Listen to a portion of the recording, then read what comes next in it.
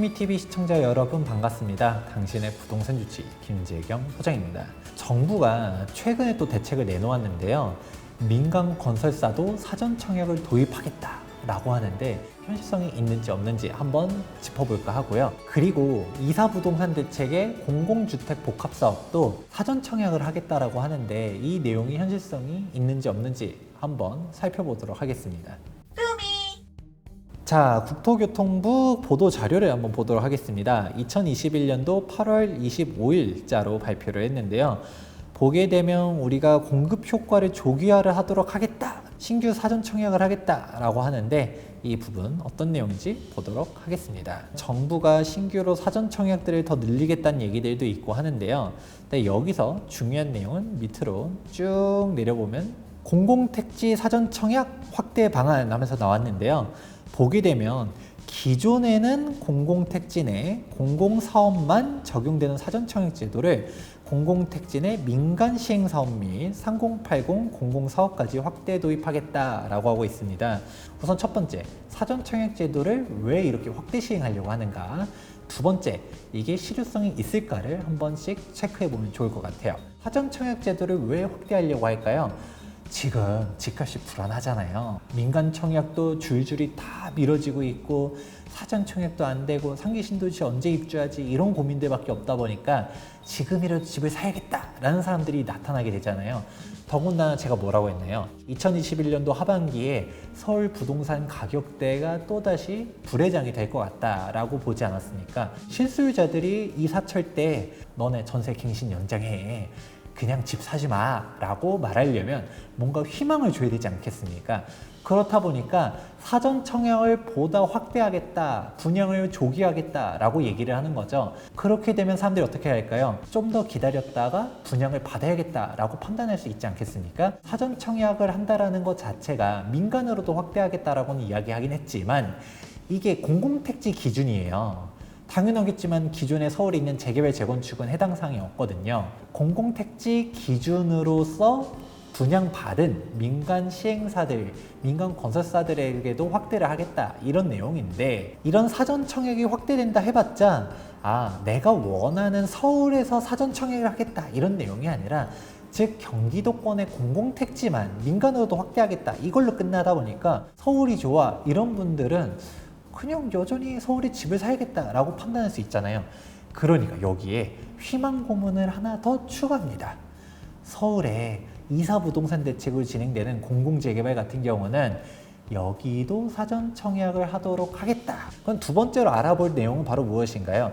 이 사전 청약 확대가 실효성이 있는가에 대해서 알아볼 필요성이 있잖아요. 민간 건설사들이 참여할 만한 인센티브 요인이 있는지 확인해 보면 좋겠죠. 청약 참여자들의 권리는 충분히 보호하면서 민간 시행사의 참여를 이끌어낼 수 있는 다양한 제도를 마련하겠대요. 도대체 이게 뭔 말인가 할 수 있는데 어느 정도 추정 분양가에 대한 정보를 제공하겠다라고 합니다. 그러면 사전 공급 계약을 체결하긴 하는데 뭐 금전 납부도 하지 않고 언제든지 당첨자 지위를 포기할 수도 있대요.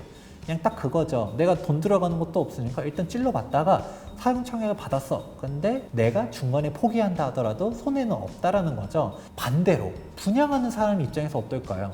수분양자들이 계약금을 미리 주는 것도 아니고 언제든지 포기할 수 있다라고 하고 미리 분양하는 메리트가 무엇이냐라고 반문할 수 있겠죠.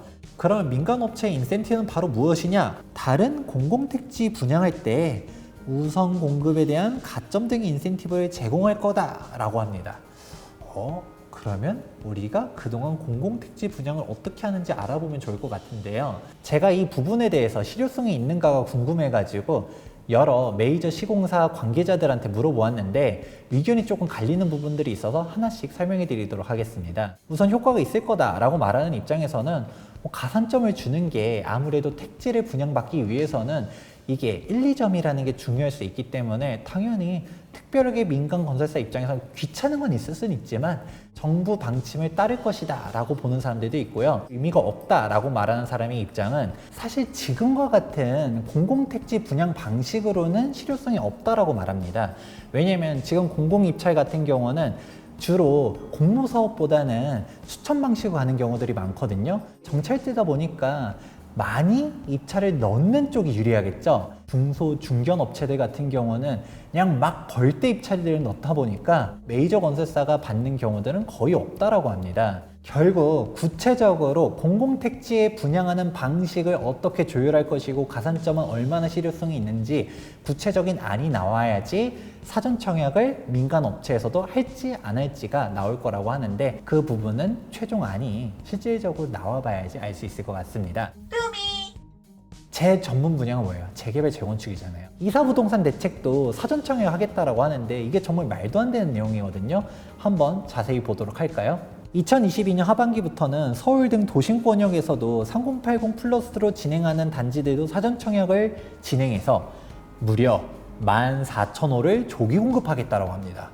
와, 이게 2022년 하반기에 분양을 하겠다. 오, 대단합니다.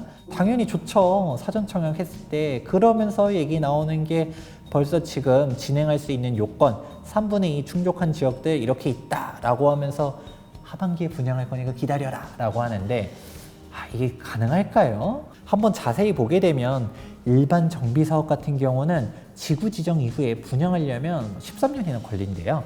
그런데 공공재개발 같은 경우는 분양까지 소요 시간을 획기적으로 단축할 수 있대요. 무려 2.5년이면 분양할 수 있다라는 거죠.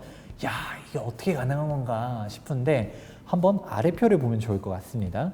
우리가 일반적인 재개발 같은 경우는 어마어마하게 길게 잡았네요. 이제 조합설립 인가나도 사업시 인가까지 3, 4년, 사업시 인가나도 관리처분까지 3, 4년, 관리처분 인가나도 뭐 2주 철거하는데 1년, 그 다음에 분양하기까지 2년 이렇게 잡아놨는데, 이사 대책으로 가게 되면 지구 지정 이후로 갔다가 분양 시점까지 1.5년이면 된다. 현실적으로 절대 불가능합니다. 아니, 이게 말이 되나요? 공공재개발, 특히 이사 대책의 문제점이 무엇인가요? 현금 청산 받게 되는 주민들도 있다 보니까 이 사람들의 반대가 격렬할 수밖에 없겠죠. 우리가 일반적인 재개발 재건축 같은 경우는 75% 동의율을 달성해야 되거든요.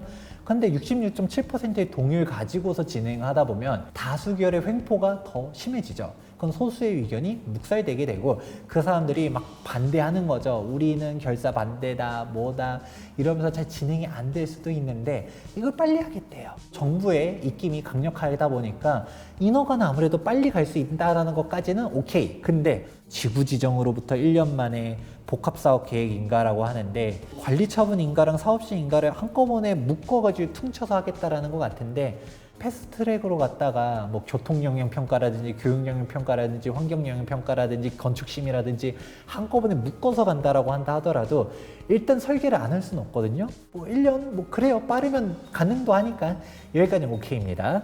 이거 보면 실소를 금치 못했는데 토지주를 우선 공급하고 난 다음에 이주 철거를 6개월 만에 한답니다. 착공까지 또 6개월 만에 할 수 있답니다. 이게 말이 되나요?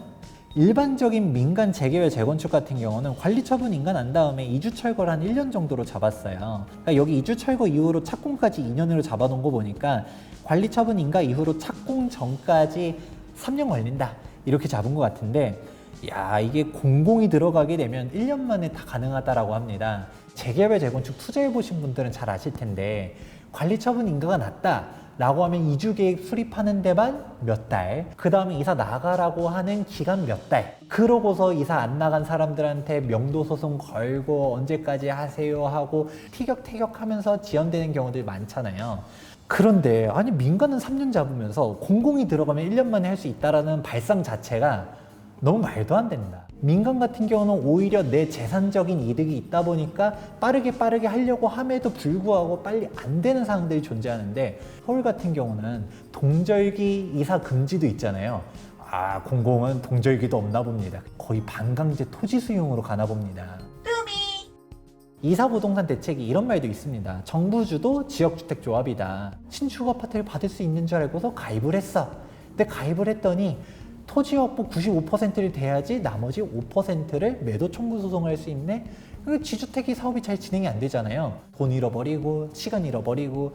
이게 지역주택조합인데 공공에서 이렇게 한다라는 것이죠. 이게 사전청약을 하겠다라고 해버리면 피해자가 발생하는 거죠. 공공재개발로 갖다가 사전청약을 하겠대라고 해가지고 이걸 믿고서 기다리는 무주택자 여러분들. 지금 조합설립 인가가 66.7% 동의를 받아서 진행이 됐어요. 근데 반대파들이 막 시위하는 거죠. 우리 못한다. 우리 이사 못 나간다. 막 이러고 있으면 제대로 진행될까요? 안 되겠죠. 정부 주도 지역주택조합에 피해자들이 생길 수밖에 없다라는 게 결론이 되게 됩니다. 그러면 여러분들이 이번 정부 정책을 보고서 어떤 식으로 생각해야 될까요? 공공택지의 민간 건설사들이 사전청약에 합류를 할 수 있다 없다까지는 뭐 뚜껑을 열어봐야겠지만 할 수도 있고 뭐 안 할 수도 있고. 그런데 공공택지가 아니라 이게 서울 도심지에서 하는 이사대책 같은 경우는 사실상 불가능이다. 다음 정권이 어떻게 될지도 모르겠는데 이렇게 반대가 극심하고 사유재산권 침해다 이러고 있으면 과연 진짜로 진행되는 사업장이 얼마나 있을까요? 저는 많지 않다라고 보고 있거든요. 그러면 여기에 너무 많은 기대를 두지 말아라 라고 전달해 드리고 싶습니다. 8월 25일에 발표한 사전청약 확대 내용에 대해서 정리해 보았습니다. 지금 집 사지 말고 기다려라. 이게 정부의 시그널이거든요. 실효성이 있는 정책인지 아니면 또 다른 정부의 희망 고문인지 한번 잘 생각해 보시면 좋을 것 같습니다. 지금까지 부동산 주치 김재경 소장이었습니다. 감사합니다.